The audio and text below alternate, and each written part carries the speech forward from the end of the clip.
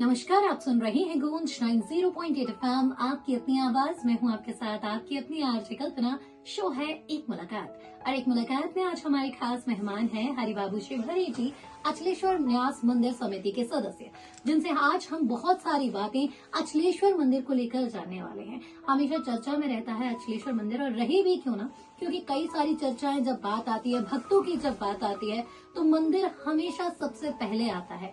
और ग्वालियर शहर की बात करूं, बीच चौराहे पर स्थित हैं अचलेश्वर भगवान, जो हमेशा से चर्चा के विषय में रहते ही रहते हैं। तो आज हम बहुत सारी बातें सर से जानने वाले हैं। सर, सबसे पहले तो आपका बहुत बहुत स्वागत है गूंज में, और आज हम बहुत सारी बातें सर के साथ जानने वाले हैं। सर, हम ये चर्चा शुरू करें उससे पहले मैं जानना चाहूंगी, हम लोग कहीं ना कहीं से आगे बढ़ते हैं जीवन में, ऐसे में आप मंदिर की संयोजक समिति से जुड़ना कैसे हुआ?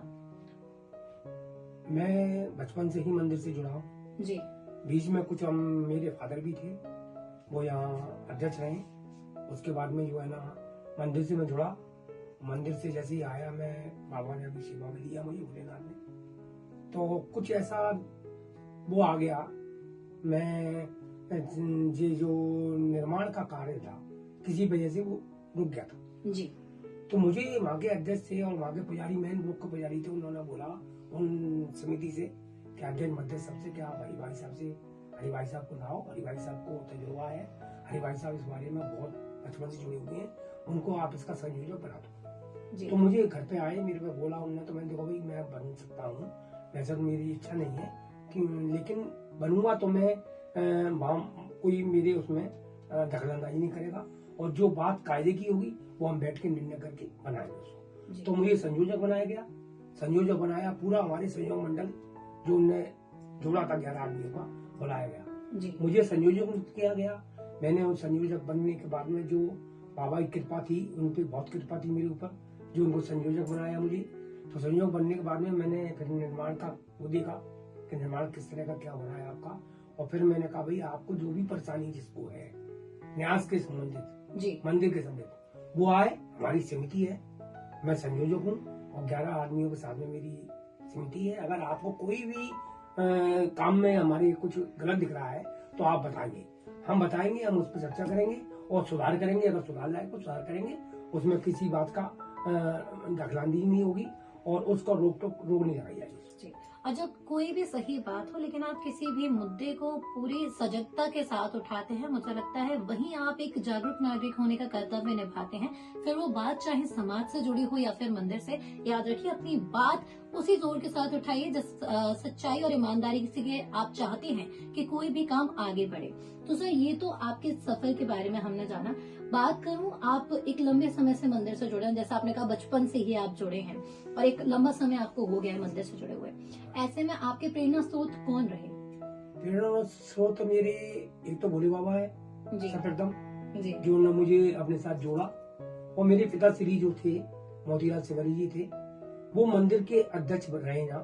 उसके बाद में जो कार्यक्रम उनने शुरू में स्टार्ट हुआ, गणेश उत्सव उनके शुरू से ही नारायण पुजारी थे, उनके द्वारा ही ये 4 ठेले पे भैया बहुत सब गणेश जी लाए गए थे, और आज तो विशाल रूप में हमारे यहाँ गणेश जी पधरते हैं।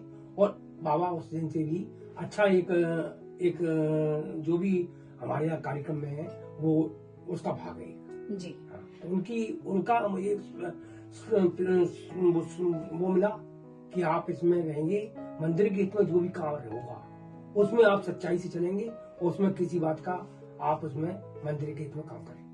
और मुझे लगता है आप अपने माता पिता से बहुत कुछ सीख सकते हैं, जैसे कि सर का एक लंबा सफर मंदिर के साथ रहा, लेकिन अगर हम अमूमन आम जीवन में भी आपके और मेरे जीवन की भी बात करूं, तो हमारे माता पिता हमारे जीवन में सबसे बड़ी भूमिका निभाते हैं, क्योंकि हम और आप आज क्या हैं वो हमारे माता पिता से तय होता है। तो कल्पना यही कहेगी, जीवन में आप कितना भी आगे बढ़े, लेकिन अपने माता पिता से आपको जो सीख मिली है उसे कभी ना छोड़े, क्योंकि कहीं ना कहीं वो आपको एक अच्छा व्यक्ति बनाने में सबसे ज्यादा मददगार होती है। तो सर, इसी के साथ एक और बात करूं, एक लंबा सफर मंदिर के साथ रहा, बचपन से जुड़े हैं, और अभी तक आप कितना परिवर्तन अचलेश्वर मंदिर में देखते हैं? जी, मंदिर का परिवर्तन तो मैं जिस सबसे 94 में अध्यक्ष बना जी, उसका पहले बार 97 में चुनाव हुए वोटिंग के, तो मुझे धर्म जनता ने मुझे अध्यक्ष चुना, सब बताओ चुनाव द्वारा। उसके बाद में लेके जो भी राम दरबार था जो आपने देखा होगा, बिल्कुल। भोले बाबा के बगल में राम दरबार है, वो मेरे ही समय में निर्माण हुआ उसका, और एक अच्छा बना स्वरूप बनाया गया। उसके लिए हम मकराना गए, किशनगढ़ गए, वहां से पत्थर लाए, पत्थर ला के जो आप दिख रहा है आज बहुत ही अच्छा विशाल मूर्तियां जयपुर से आई उसकी, राम दरबार की, तो बहुत ही अच्छे उसमें एक प्रदेश में एक ऐसा स्थान है जो धार्मिक स्थान है कि जो देखने योग्य है जी। और सारा हमको जो भी वो मिला वो एक धन एवं जनता का सहयोग मिला है और दानदाताओं का सहयोग मिला। यहाँ तक कि अमेरिका से भी उसके लिए दान दिया गया, और अमेरिका से जलेरी जो बनी है इसकी बाबा की, जी। जो अमेरिका के एक माधवदास जी हैं, उन्होंने वहां से मेरे अध्यक्ष बनने पर उन्होंने कहा आप बनियो तो मेरा काम सही होगा, तो हमने उसकी जलेरी यहाँ बनवाई गई, उसने ड्राफ्ट भेजा वहां से अमेरिका से। उसके अलावा बनारस से फिर उस जलेरी को बनवाया गया, और एक जलेरी आपके सामने में वो लगी। बिल्कुल। और मुझे लगता है सबके सहयोग से जब आप कोई काम करते हैं तो वो पूरा होता ही है, क्योंकि जब सब लोग साथ एक सकारात्मक ऊर्जा के साथ आगे बढ़ते हैं तो आप कोई भी काम देखिए होना जरूरी है, और होगा भी आपका काम, क्योंकि एक अच्छी इच्छा शक्ति उस काम के साथ कार्य करती है। तो सर जैसे कि बात करूं मंदिर की, हमेशा से एक सवाल भक्तों के मन में रहा है, क्योंकि एक लंबा समय हो गया है निर्माण कार्य मंदिर का चल रहा है। ऐसे में मैं आपसे जानना चाहूंगी कितने समय के अंदर हम मंदिर पूरा देखेंगे कि मंदिर का निर्माण कार्य पूरा हो गया है? वो किसी वजह से जो समितियां थी, जो अध्यक्ष मध्यक्ष बन के आए थे, उनके द्वारा जो भी आरोप लगे उन पे कोर्ट में केस चला, आरोप लगे, अनियमितताएं की गई उनके द्वारा। जी। हमारे यहाँ आपके कलेक्टर महोदय कोर्ट द्वारा इसका आदेश किया गया कि इसमें आप देखिए और जो भी हो सच्चाई सामने लाइए। तो अनियमितताएं पाई गई, सेवादार जो लेखाधिकारी मोती महल के हैं सरकारी, उन्होंने उसमें जांच की गई है, और उसमें अनियमितताएं जो भी पाई गई हैं, जो भी हैं, उसके अलावा मंदिर को जो है ना सुचारू रूप चलाने के लिए ठेकेदार को अपन ने बोला, उसको कि भैया आप इसको पूरा करिए, धीरे धीरे अभी आपका निर्माण चल रहा है और उसमें कुछ कमियां हैं अभी, उसको हम सब लोग बैठ के निर्णय लेके उसमें गेट लगना है, और बगल में जो जालियां हैं उनको लगवाना है, और मंदिर का स्वरूप एक बनने के बाद बहुत ही अच्छा स्वरूप होगा जो प्रदेश में एक होगा। और बाबा को अब मैं आपको एक बात और बता दूं, जो 12 ज्योतिर्लिंग है जी, जो दर्शन वहाँ करने से फल प्राप्त होता है, वो मुझे विश्वास है, और पूरे महानगर के लोगों को विश्वास है कि वहाँ पे मत्था टेकने से सच्चे दिल से जो आदमी मत्था टेकता है तो जो ज्योतिर्लिंग का 12 ज्योतिर्लिंग का जो फल मिलता है वो बाबा उसको देता है। जी बिल्कुल। और यकीनन श्रद्धा के साथ आप कोई भी कार्य कीजिए, देखिए सफल वो जरूर होगा। और जैसे कि सर ने बताया मंदिर का काम अंतिम चरण में है, कुछ ही समय के बाद आप देखेंगे कि मंदिर पूरी तरह से भव्य रूप में हमें और आपको दिखेगा। एक बार फिर आप उसी साजबाज के साथ, उसी ठाट के साथ अचलनाथ के दर्शन कर पाएंगे। तो सर जैसे कि एक और अंतिम मेरा प्रश्न है, कई जब कुछ भी चीज शुरू होती है या फिर हम एक समिति बनाते हैं या कोई भी एक ऐसी चीज होती है जिससे लोग जुड़ते हैं, है ना, तो वहाँ पे सबका विश्वास होता है, श्रद्धा भी होती है, लोग दान भी देते हैं, तो सारी चीजें अपने साथ आती हैं। लेकिन वहीं पे लोगों के मन में कई बार ये उठता है कि अगर कोई चीज सही नहीं है तो उसकी शिकायत समिति से करें। तो ऐसे में यदि कोई शिकायत या सुझाव देना चाहता है समिति को तो कैसे दे सकता है? देखो अभी पूरी तरह से मंदिर का निर्माण हो जाएगा जी, उसके पहले जो अभी चल रहा है उसमें मेरा एक थोड़ा सुझाव है जी, कि उसकी जो भी किसी को शिकायत है या उसमें निर्माण में हमारे में या आपके मंदिर में जो रखरखाव में हमारे में और वहाँ पूजा पाठ में जो भी पूजा पाठ अच्छे तरह होता है या कार्यक्रम हमारे जो आपको अगर सुझाव देना है तो हम उस सुझाव को पूर्ण करने के लिए पूरा करने के लिए प्रयास करेंगे पूरा। और धर्म प्रेमी जनता का हमको सहयोग पूरा मिलता है, सब कुछ मिलता है, लेकिन थोड़ा समझ की जरूरत है कि समझें और न्यास को सहयोग करें सब लोग।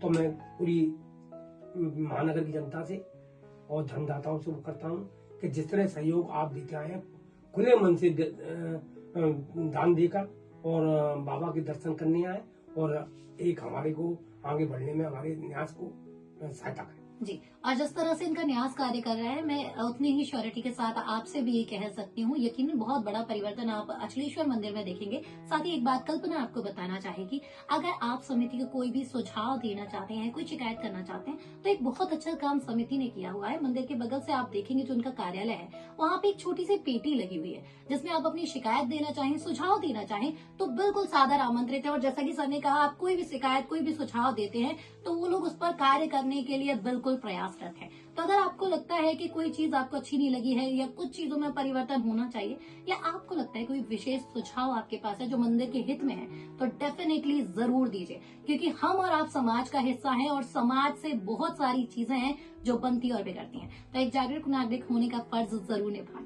तो सर, आज हमने आपसे बहुत सारी बातें की, बहुत सारी बातें जानी। ग्वालियर वासियों को आप क्या कहना चाहेंगे? ग्वालियर वासियों से मेरा थोड़ा हाथ जोड़ के निवेदन है कि हमारी जो टीम के आगे कुछ मुख्य लोग हैं जी जो इस काम में जुड़े हुए हैं जी मंदिर की, जैसे हमारे लोग हैं, वहाँ के बहुत बड़े भक्त हैं ये लोग। 5-6 लोग हैं हमारे, वो 5-8 लोग होंगे, वो बहुत बड़े भक्त हैं। उनसे अगर आप लेके मंदिर के हित में बात करेंगे और मंदिर को आप आगे बढ़ाने में अगर प्रयास करेंगे और आप लेके उनसे सहयोग मांगेंगे अपना, वो आधी रात को आपके लिए देने तैयार है। जी बिल्कुल ऐसे हैं मंदिर के लोग हमारे यहाँ जो पूजा पाठ में लगे हैं आज, जी दिन रात पूजा पाठ में रहते हैं, और जो भी कार्यक्रम होते हैं वो पूरी तरह सहयोग करते हैं। तो आप सहयोग करते हैं तो उनका आप सहयोग करें।